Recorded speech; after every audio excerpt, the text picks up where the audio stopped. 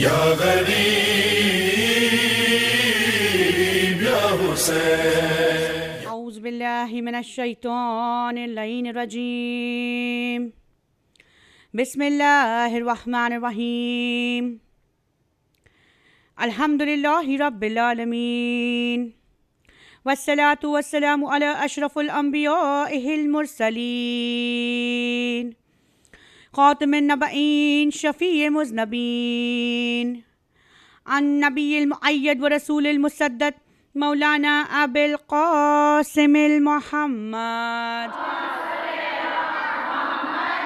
व अला अहले बैतित तय्यबीन अत्ताहिरीन अल मासूमीन अल मज़लूमीन मिन यौमिना हाज़ा इला यौमिद्दीन लानतुल्लाहि अला अअदाइहिल अजमईन आमीन या रब्बिल आलमीन। सलवात। क़ौलुल्लाह तबारक व तआला फ़ी किताबिहिल मजीद व फ़ुरक़ानिहिल हमीद व क़ौलुहुल हक़। बिस्मिल्लाहिर्रहमानिर्रहीम। या अय्युहल्लज़ीना आमनू औफ़ा बिल अक़ूद। बआवाज़ बुलंद नारे सलवात। खुदावंद तक़द्दस तआला हर शय पर कुदरत रखने वाला, शहंशाह अर्ज़ व समा, मालिक कौन मकां, वो खुदावंद आलम की जिसके दस्त कुदरत में हम सभी की जान है, वो क़ादिर मुतलक़ कि जिसने अपने सिफ़त कुन फ़यकुन से कायनात के ज़र्रे ज़र्रे को क़ल्क़ किया, वो परवरदिगार की जिसने ऐसे मलाइका को क़ल्क़ किया जो ता क़यामत तक हालत रुकू में परवरदिगार की हम्द व सना करते रहेंगे, वो परवरदिगार की जिसने ऐसे मलाइका को भी क़ल्क़ किया जो हालत सुजूद में ता क़यामत तक परवरदिगार के हम्द व सना और इबादत तस्बीह और तहलील बजा लाते रहेंगे। वो परवरदिगार अपनी हिकमत और हिदायत की किताब कुरान मजीद में इरशाद फरमा रहा है कि ए ईमान के दावेदारों, तुम अपने वादों को वफा करो। ये आय करीमा की जिसकी तिलावत का मैंने अभी शरफ हासिल किया है, वो कुरान मजीद की सूरह मायदा की पहली आयत का पहला हिस्सा है कि जिसमें इरशाद रब्बुल इज़्ज़त हो रहा है कि ए ईमान के दावेदारों, तुम अपने वादों को वफा करो। परवरदिगार आलम ने वादा वफाई की अहमियत को बहुत ही खूबसूरती के साथ इस मुख्तसर सी आय करीमा में वाज़े तौर पर बता दिया। कहा साहिब ईमान की अलामत यह है कि वो अपने वादों को निभाता है। ईमान का दावेदारी और है, ईमान की कसौटी पर खड़ा उतरना एक और बात है। परवरदिगार कहता है कि ए ईमान के दावेदारों, अपने वादों को पूरा करो। दीन इस्लाम में वादा वफाई की इतनी अहमियत है कि वो ताहा, वो यासीन, वो नबी की जिसकी ज़बान पर वही के ताले हैं, वो नबी कि जो अशरफुल अंबिया है, इरशाद फरमा रहे हैं कि तुम वादों को वफा करो। जो इंसान अल्लाह पर यकीन रखता है, क़यामत पर यकीन रखता है, वो अपने वादे को वफा करता है। सिर्फ वही वादा करना कि जिसको निभाने की तुम में सलाहियत हो, क़ुव्वत हो। आगे मौला फरमाते हैं, मासूम का बयान, मासूम के जुमले कहते हैं कि एक मोमिन का दूसरे मोमिन से वादा एक ऐसी नज़र है कि जिसका कोई कफ़ारा नहीं है। वादा करना आसान है, निभाना उतना ही मुश्किल है। मासूम के जुमले ये हैं कि जब कोई वादा कर दिया जाता है तो ये एक ऐसी नज़र है, एक मोमिन का दूसरे मोमिन से वादा एक ऐसी नज़र है कि जिसका कोई कफ़ारा नहीं है। चौथे इमाम ज़ैनुल आबिदीन अलैहिस्सलाम के पास वो कहकशान इमामत के चौथे दरख्शान के पास एक शख्स आकर कहता है, सैयदो मौला बताइए दीन की शर्तें क्या हैं। मौला मुस्कुरा कर कहते हैं कि दीन की 3 अहम शर्तें हैं। सबसे पहली शर्त यह है कि इंसान सच बोले, अदालत से काम ले और तीसरी अहम शर्त यह कि वो अपने वादों को वफा करे, वादों को पूरा करे। दीन इस्लाम में इसकी बहुत ताकीद की गई है। ईमान की कमाल पर अगर इंसान को पहुंचना है तो उसे चाहिए कि वो अपने वादों को वफा करे। जनाब इस्माइल नबी अपने वादों पर को ऐसे वफा किया करते थे कि तारीख में लिखा है, किसी से मुलाकात का वादा किया था, दरख्त के नीचे मिलने का इरादा था, आने वाला खुद भूल गया। नबी इंतजार करते रहे, दिन गुजरते रहे, हत्ता कि पूरा 1 साल हो गया। धूप की शिद्दत को भी बर्दाश्त किया, गर्मी को बर्दाश्त किया, कड़ाके की सर्दी को बर्दाश्त करके उस इंसान का इरादा करते हुए, इंसान का इंतजार करते हुए अपने वक्त को गुजार रहे हैं। दरख्त के पत्तियों को खाकर वक्त को गुजारते हुए इंतजार कर रहे हैं। दिन गुजरे, महीने गुजरे, हत्ता कि पूरा 1 साल गुजर गया। जिससे वादा किया था वो खुद भूल गया। 1 साल के बाद जब उसका गुजर उस दरख्त के पास से हुआ, नबी को देखा, सलाम किया, वहां बैठने का वजह पूछी तो उस नबी ने कहा, नबी इस्माइल कहते हैं, ऐ शख्स तेरे इंतजार में पूरे 1 साल से इसी दरख्त के नीचे बैठा हुआ हूं। और फिर नबी ने कहा कि अगर खुदा की कसम अगर तू क़यामत तक नहीं आता तो मैं क़यामत तक यहीं पर अपने वादे को वफा करते रहता। सलवात भेज दे मोहम्मद व आले मोहम्मद। अब मासूम का एक गजब सा जुमला। मासूम फरमाते हैं कि जब भी अपनी औलाद से, बच्चों से वादा करना तो उसको वादे को जरूर निभाना। माओं का मजमा है। अक्सर होता यह है कि हम बड़ों से किया हुआ वादा तो बखूबी निभा लेते हैं, भले ही कितनी कठिनाइयों का सामना करना पड़े। उमूमन यह होता है, हम बड़ों के वादे को तो निभा लेते हैं, मगर बाज़ औक़ात जब हम अपने बच्चों से वादा करते हैं तो हम उस वादे को बड़ा हल्का लेते हैं, हल्का समझ जाते हैं।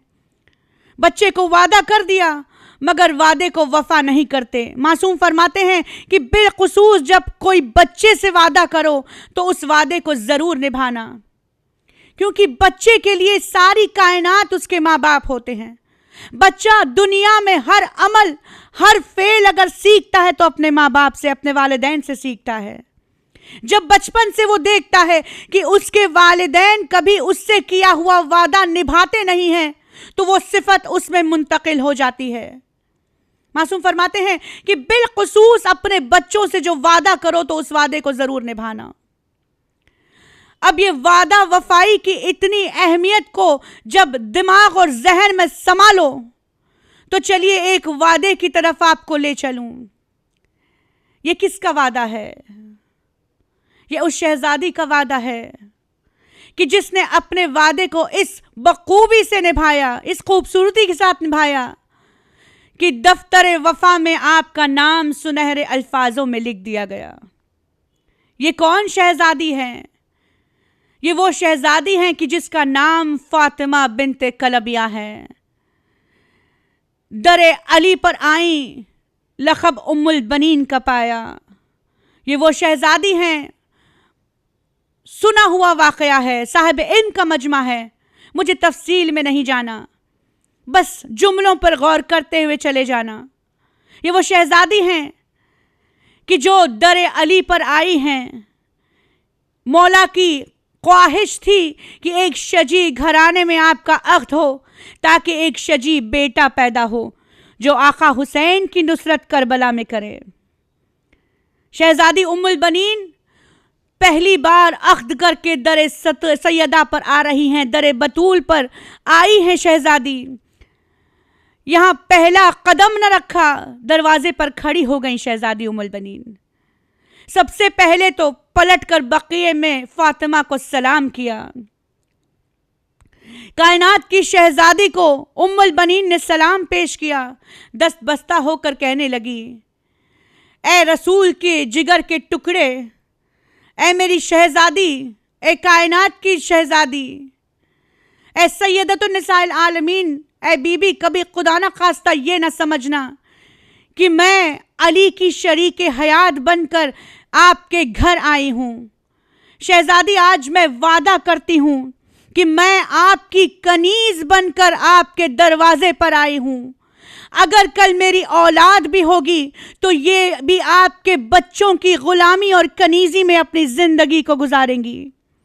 ये था शहजादी उम्मुल बनीन का वादा शहजादी फातिमतुज़ ज़हरा से।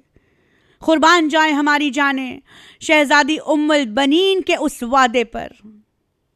अब तारीख लिखती है कि उम्मुल बनीन ने अपना पहला कदम जब रखना चाहा, दिल में ख्याल आया कि यह वो दर है कि जिस दर पर शहजादी फातिमतुज़ ज़हरा ने अपने पैरों को रखा था, अपने कदम मुबारक को रखा था। अपने आप को रोक लिया, सर को झुकाया, एहतराम से पहले उस दरवाजे के बोसे लिए, फिर आहिस्ता से अंदर दाखिल हुई। क्या देखा कि अली के बच्चे सहमे हुए हुजरे में बैठे हैं। शहजादी फातिमा के गुलेतर सहमे हुए बैठे हुए हैं। शहजादी उम्मुल बनीन गई, शहजादी ज़ैनब के कदम के बोसे लिए, कहा, ए शहजादी, ए सानिए बतूल, ये न समझना खुदा न खास्ता मैं तुम्हारी माँ की हैसियत से यहाँ आई हूँ। ऐ बीबी, मुझे आपकी कनीज़ी का शरफ़ हासिल हो, ये मेरी तकदीर की बात है, मेरी खुशनसीबी होगी। फिर क्या था, वो दिन भी आया कि जब शहजादी उम्मुल बनीन के आगोश में अली की दुआ आ गई। मौला अब्बास की विलादत हुई। यहाँ शहजादी ज़ैनब ने बढ़कर मौला अब्बास को आगोश में लिया। मौला अब्बास को आगोश में लेकर सबसे पहले शहजादी ज़ैनब ने कुछ कान में कहा। मौला ने सवाल किया, बेटा ज़ैनब बताओ, भाई से क्या गुफ्तगू हो रही है? शहजादी ज़ैनब कहती है, बाबा, अम्मा ने मुझे एक अमानत दी थी जो आज मैंने पहुंचा दी। अम्मा ने कहा था कि जब मेरा बेटा अब्बास इस दुनिया में आए तो उसे मेरा सलाम कहना। यह है मौला अब्बास की फजीलत, यह है आका का रुतबा। शहजादी उम्मुल बनीन की तरबियत का यह नतीजा कि मेरा मौला अब्बास ऐसे निखरे, किरदार अब्बास ऐसा निखरा कि शायर ने कलम उठाया और अब्बास का दूसरा नाम वफा लिख दिया। मौला अब्बास ने 4 अलकाब पर ऐसे कब्जा किया कि ता क़यामत तक कोई उन अलकाब का दावेदार न बन सका। वो कौन से लक़ब हैं जिस पर मेरे मौला अब्बास ने कब्जा किया है? तारीख में कई अलमदार गुजरे हैं, मगर जब भी लफ्ज़ अलमदार आता है तो जहन में मौला अब्बास की छवि आ जाती है। मौला हुसैन के लश्कर के अलमदार मौला अब्बास बस कुछ ही घंटों के लिए बने थे, मगर तारीख़ इस्लाम में खुद अल्लाह का वली भी अलमदार बना था। जाफ़र तैयार भी अलमदारी का शरफ़ हासिल कर चुका था, मगर मौला अब्बास ने इस अलमदार लक़ब पर ऐसा कब्ज़ा जमाया कि ता क़यामत तक जब भी लफ्ज़ अलमदार सुनेंगे तो हमारे जहनों में मौला अब्बास की छवि आ जाएगी। कुर्बान जाएं हमारी जानें मौला की वफ़ा पर। कुछ घंटे अलमदारी की नाम लक़ब पड़ गया अलमदार का। मौला अब्बास का दूसरा लक़ब सक्का, सक्काए सकीना, ऐसी सक्काई हुसैन के बच्चों की मौला अब्बास ने की। अपने शानों को कलम करके मश्क में पानी भर लिया, और जब यही मश्क छिद गई तो खुद दुश्मन के ज़बान से निकल गया। हमने देखा, हमने महसूस किया, गोया अब्बास की जान उसके बदन में नहीं बल्कि सक्काए सकीना की जान सकीना के मश्क में बसती थी। यहाँ सकीना की मश्क छिदी, यहाँ गाजी ने जीने की उम्मीद छोड़ दी। ये सक्काए सकीना बाबुल हवाइज मौला अब्बास। मौला अब्बास का तीसरा लक़ब ज़हरुल विलाया है, यानी विलायत की कमर है। बहुत बड़ा लक़ब मौला अब्बास ने पाया है, विलायत की कमर। यही वजह थी कि जब रोज़े आशूरा मेरे मौला अब्बास के यहाँ शान कलम हुए, मेरे हुसैन ने अपनी कमर को थाम लिया। मौला अब्बास का सबसे पहला अगर मरसिया किसी ने पढ़ा है तो वक्त के इमाम ने मरसिया पढ़ा और कहा कि अब्बास, तेरे मरने से आज हुसैन की कमर टूट गई। कोई मामूली बात नहीं कि वक्त का इमाम किसी के लिए कह दे। वक्त का इमाम अल्लाह की हुज्जत है, अल्लाह के अम्र का हामिल है। वो इमाम अगर कह दे कि अब्बास, तेरे मरने से मेरी कमर टूट गई, तो सोचना कि वो अब्बास की अहमियत वक्त के इमाम के नज़र में क्या थी।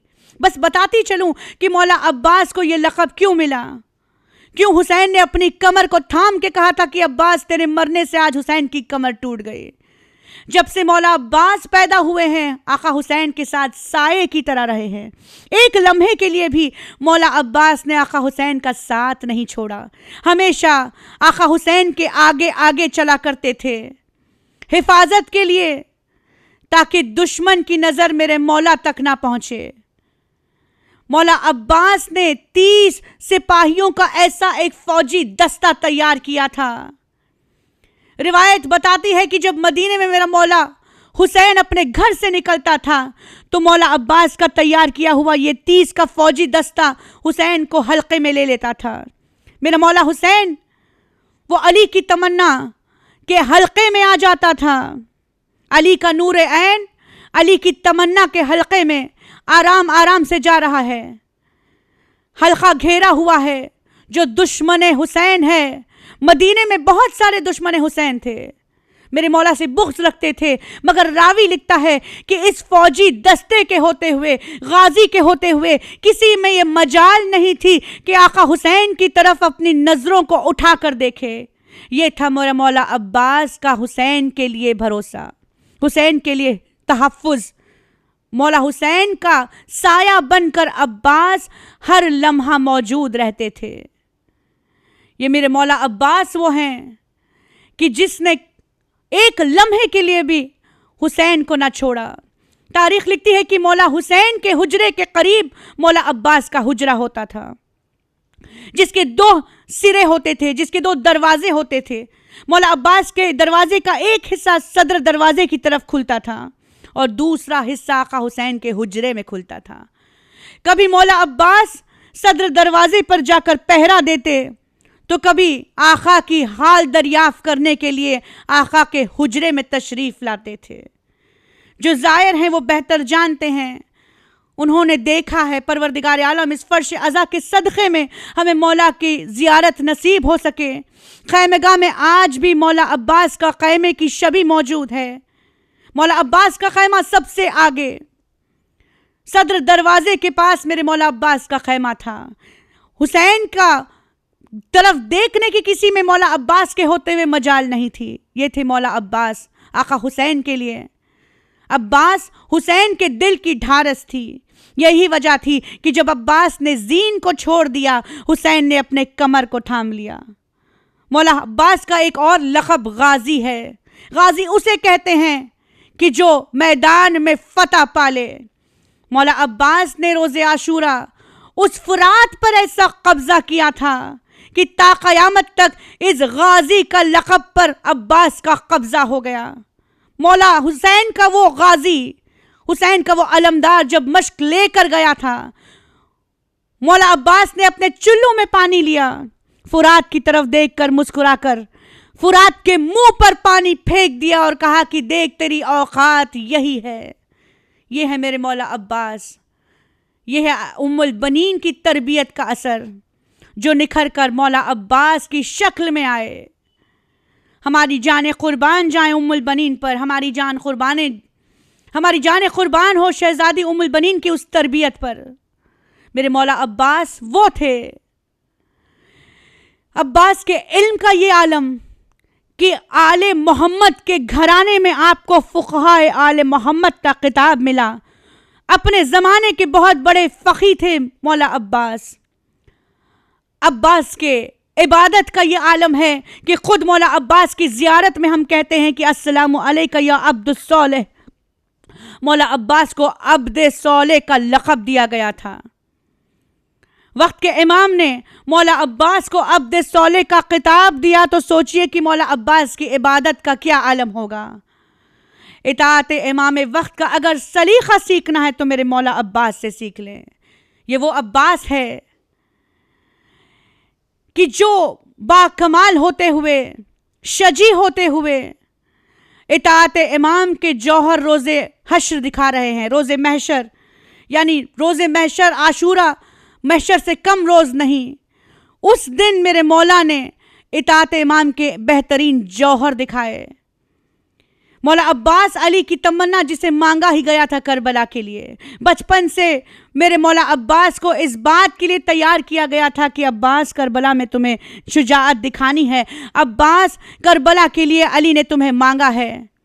मगर यही अब्बास की जिसकी शुजाअत का ये आलम फ़ुनून जंग सीखे हैं तो अली से सीखे। मौला अब्बास की शुजाअत का ये आलम है कि जब मौला अब्बास मैदान में चले जाते थे तो दुश्मनों में तहलुका मच जाता था। हर कोई एक दूसरे के पीछे छुपना चाहता था। सोचते थे कि कहीं गाजी के नजरों का हदफ मैं न बन जाऊं, गाजी के गजबनाक आंखों को देखकर ही मैं जल जाऊंगा। ये दुश्मन की फिक्र थी। दुश्मन इतना खौफजदा होते थे मौला अब्बास से। मगर इताअत इमाम का ये आलम कि मौला अब्बास ने जंग की इजाज़त मांगी, हुसैन ने इजाज़त नहीं दी। आका हुसैन अब्बास को जंग की इजाज़त नहीं देते। कहते अब्बास, मसलहत इलाही ये है कि तुम आज जंग नहीं करोगे। अब्बास ने सब्र के जौहर दिखाए, इताअत इमाम के जौहर दिखाए। मेरे मौला अब्बास की सबसे बड़ी मुश्किल ये थी कि उम्र साद से जाकर एक रात की मोहलत मांगे। कोई मामूली बात नहीं थी। वो शजी अब्बास की जिसके खौफ से दुश्मनों में तहलुका मचता था। एक लम्हे में अब्बास चाहते तो फौज को दरहम बरहम कर देते थे। मगर आका हुसैन की इताअत की वजह से मौला अब्बास गए उम्र साद के पास एक रात की मोहलत मांगने के लिए। जब मौला अब्बास जाने लगे, आका हुसैन ने देखा कि मौला अब्बास का तेवर बदले हुए हैं, अब्बास के चेहरे का रंगत उड़ चुकी है। मौला अब्बास के हमरा ज़ुहैर इब्न कैन और हबीब इब्न मज़ाहिर को कर दिया। एक तरफ मौला अब्बास के ज़ुहैर इब्न कैन और एक तरफ हबीब इब्न मज़ाहिर हैं। मौला अब्बास घोड़े पर सवार हैं, उस तरफ जा रहे हैं जहां दुश्मन मौजूद हैं। रास्ते में एक मर्तबा हबीब ने ज़ुहैर से कहा कि क्या तुम जानते हो अब्बास को किस लिए मांगा था? मौला अली ने अब्बास को मांगा था तो इसी करबला के लिए मांगा था। बस ये सुनना था, गाजी को गैज़ आया, रकाब को ऐसे पकड़ा, रकाबें टूटी, घोड़ा जमीन पर गिरा। मौला अब्बास ने एक मर्तबा हबीब की तरफ देखा, कहा ए हबीब, अभी जाकर मेरे मौला से इज़्न वग़ैरह मांग कर तो देख लो। एक लम्हे में अगर लश्कर का चेहरा न बदल दूं, जंग का माहौल न पलट दूं, तो मेरा नाम अब्बास नहीं। ये है मौला अब्बास जिसने इताअत इमाम वक्त का हमें सलीक़ा सिखा दिया। कुर्बान जाएं हमारी जाने मेरे मौला के वफ़ा पर, गाजी के वफ़ा पर करोड़ों हाँ सलाम। ये अब्बास वो हैं कि जिसे शहजादी कौनैन ने अपना बेटा कहा। मेरा मौला अब्बास शहजादी फातिमा ज़हरा का बेटा, बतने गैर से पैदा हुआ मगर शहजादी ने अपना बेटा करार दिया। कोई मामूली फजीलत नहीं है मौला अब्बास की। शहजादी ने न सिर्फ कहा बल्कि शहजादी उतनी ही मोहब्बत आका अब्बास से करती हैं जितना आका हुसैन से करती हैं। एक आलिम दीन थे कि जो हमेशा मौला हुसैन की ज़ियारत किया करते थे। हमेशा हर रोज़ आका हुसैन के कब्र मुतहर पर जाते थे, ज़ियारतनामा पढ़ते थे, ज़ियारत करते थे। जब लौटते थे और मौला हुसैन, मौला अब्बास के कब्र पर नज़र पड़ती थी तो दिल में यह ख्याल आता था कि ये तो नौज़ बिल्लाह शहजादी के सौतेले बेटे हैं। मैं वे ख्वाब हुए आलम दीन क्या देखते हैं कि शहजादी ख्वाब में गज़बनाक आँखों से इन्हें घूर रही हैं। परेशान हुए, वो देख रहे हैं कि महशर बरपा है, हश्र का हंगाम है। शहजादी आबे कौसर के करीब खड़ी हुई हैं। जब ये जाकर आबे कौसर लेना चाहते हैं तो शहजादी ने देने से मना कर दिया है। परेशान हुए, कहा ऐ शहजादी, ऐ बीबी, मैं तो तुम्हारे बेटे का जायर हूँ, मैं तो बराबर तुम्हारे बेटे की जियारत करता था। शहजादी ने गजबनाक होकर कहा, ऐ आलिम दीन, तुमने ये सोचा कि अब्बास मेरा बेटा नहीं, जितना प्यारा मुझे हुसैन है उतना प्यारा मुझे अब्बास है। ये अब्बास की इतनी शान है कि शहजादी को गम था तो एक अजीम गम ये था कि मौला अब्बास की शहादत जब हुई है तो एक ऐसी अजीम मुसीबत अब्बास पर गुजरी कि जिसे शहजादी ने महव ख्वाब होकर एक आलिम दीन को बयान की। आलिम दीन मौला अब्बास के सारे मसायब पढ़कर घर लौट गए। रात को महव ख्वाब हुए। गजब की रिवायत मजलिस को तमाम करूं। आलिम दीन महव ख्वाब हुए। ख्वाब में शहजादी आ गई है, गिरिया उजारी में मसरूफ है। कहती है, आलिम दीन तूने इंसाफ नहीं किया, ऐ आलिम दीन तूने अब्बास के मसाइब का हक अदा नहीं किया। कहा शहजादी, मैंने मौला के सारे मसाइब पढ़ दिए। शहजादी कहती है, आलिम दीन तुमने अब्बास की सबसे अजीम मुसीबत का बयान नहीं किया। आलिम दीन, जब हर शहीद अपने घोड़े से गिरा था, अपने हाथों को टेक कर गिरा था, मगर मेरा अब्बास वो है कि जब घोड़े से जमीन पर गिरा है तो अब्बास के शाने मौजूद नहीं थे।